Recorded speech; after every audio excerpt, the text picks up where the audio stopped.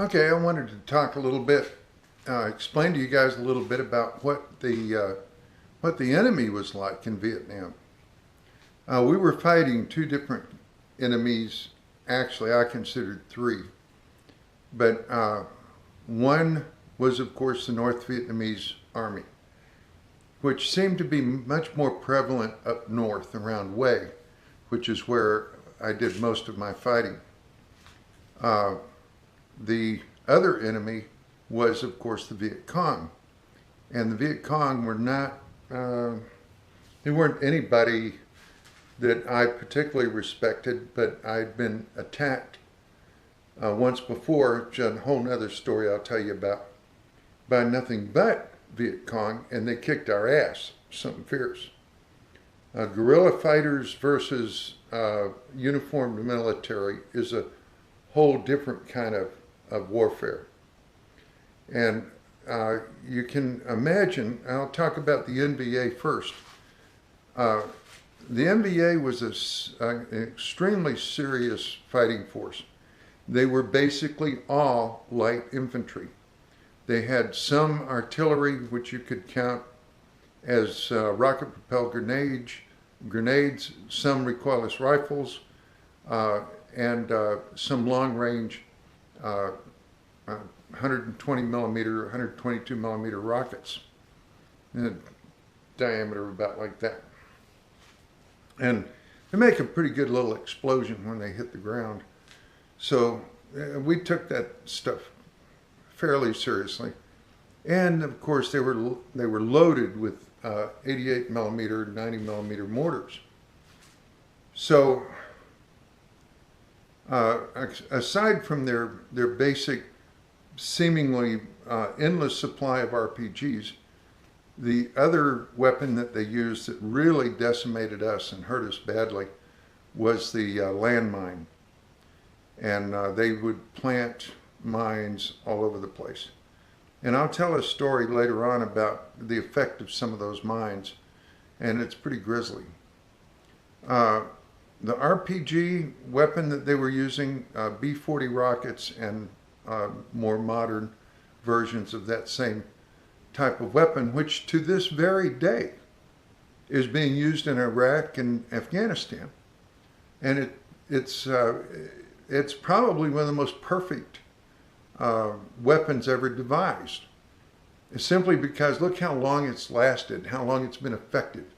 And its effect on an armored vehicle is just absolutely devastating.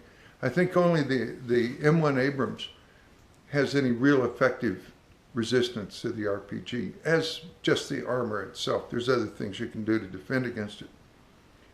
But here's this light bazooka type weapon, and actually it's a recoilless rifle, and these NVA people were loaded with them. Their weapon of choice, their infantry weapon was composed of two different kinds of weapons. Their elite forces all carried AK-47s with a selector switch for semi-automatic fire and full automatic fire. And they carried the SKS, which was strictly semi-automatic fire with a 10 or 12 round capacity, which isn't bad when it's loaded with stripper clips, like the M1 Garand. They can fire them pretty quickly. And all the weapons that they carried were crude, but very effective. The other weapon that they had at their disposal, the Viet Cong apparently used them more than the NVA, which was handy weapons, I call them, like bungee pits and stuff like that, spring-loaded tree limbs with a sharpened piece of bamboo in them that would sling forward and stab you in the chest or whatever. Mainly, those weapons were designed to wound you and take you out of combat and demoralize your fellow soldiers. But up north, we very seldom encountered those kinds of handy weapons, the handicraft weapons. Mainly, what they used were explosive mines that sometimes would absolutely shred a tank to pieces. Our little ACAVs, there was a section of Highway 1. Now, I've been using Highway 1 like in the Song Bay battle. Let me explain that.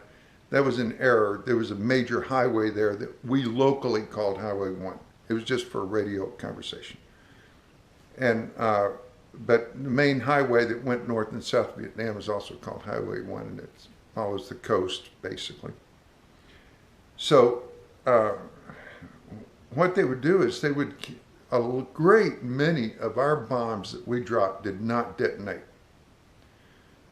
Now that's a crying shame, because we're dropping 500 pounds, 750, 1,000 pounders, 1250, and sometimes 2,000 pound bombs. And these things carry it's like dropping huge barrels full of TNT. And a 2,000 pound bomb, about half of its weight is explosive. Imagine 1,000 pounds of C4 or the modern explosive stuck inside a steel shell. And those guys would take hacksaws and cut them open and scoop out the explosive inside and make mines. We were delivering to the enemy the means for our own destruction. And that was just disgraceful.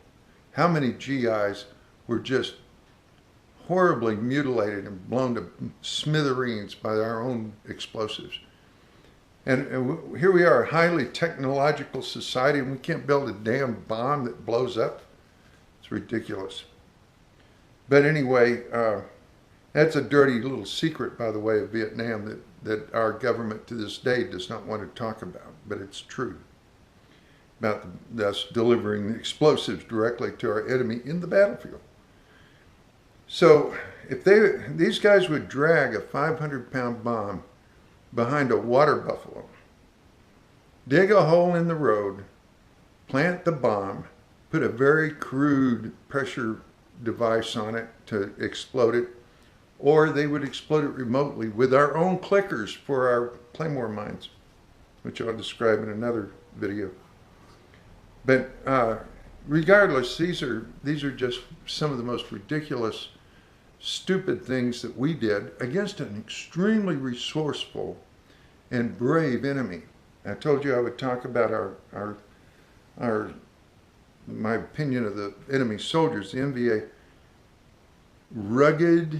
Rugged, clever, brave beyond bravery. What these guys would do. And you know, sometimes we called them ghosts because of the way they would get through our barbed wire. I watched two lightly clad, I thought they were NVA soldiers. Other guys said they were Viet Cong, but that's another point. These guys ran through barbed wire, complicated concertina wire that had been stretched across our front in 3 layers. And these guys ran through it like a running back. It was unbelievable. And they were under fire. We were shooting like crazy at them. And here they just ran through that barbed wire like it was nothing.